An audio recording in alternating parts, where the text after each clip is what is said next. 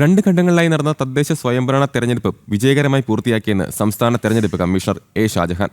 ആദ്യഘട്ടത്തിൽ 70.91%, രണ്ടാം ഘട്ടത്തിൽ 75.75% പോളിംഗ് നടന്നു. 13-ാം തീയതി ശനിയാഴ്ചയാണ് ഫലപ്രഖ്യാപനം. ആദ്യ ഫലസൂചന 8:30 ലഭ്യമാകും.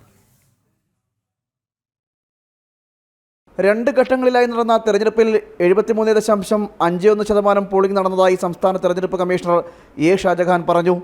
ആദ്യഘട്ടത്തിൽ 70.91%, രണ്ടാം ഘട്ടത്തിൽ 75.75% പോളിംഗ് നടന്നു. ഇതുവരെ നടന്ന തെരഞ്ഞെടുപ്പുകളിൽ ഏറ്റവും കൂടുതൽ പേർ വോട്ട് രേഖപ്പെടുത്തിയത് ഈ തെരഞ്ഞെടുപ്പിലാണ്. പൂർണ്ണമായും ഹരിതചട്ടം പാലിച്ചാണ് തെരഞ്ഞെടുപ്പ് പ്രവർത്തനങ്ങൾ നടന്നത്. വടക്കൻ കേരളത്തിൽ തൃശൂർ, പാലക്കാട്, മലപ്പുറം, കോഴിക്കോട്, വയനാട്, കണ്ണൂർ, കാസർഗോഡ് എന്നീ 7 ജില്ലകളിലാണ് ഇന്ന് തെരഞ്ഞെടുപ്പ് നടന്നത്. രാവിലെ 7 മണിക്ക് ആരംഭിച്ച വോട്ടെടുപ്പ് വൈകുന്നേരം 6 മണിക്ക് അവസാനിച്ചു. ഇതേവരെ ലഭിച്ച കണക്ക് പ്രകാരം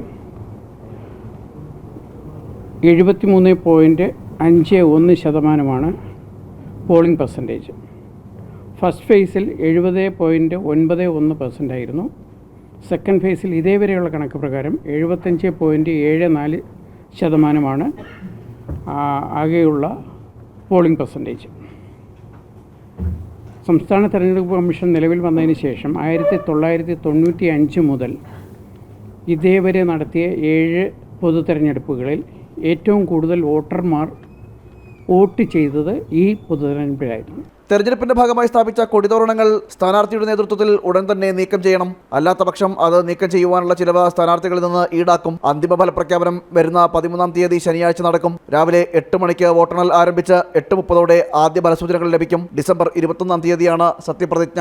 ജനം, തിരുവനന്തപുരം.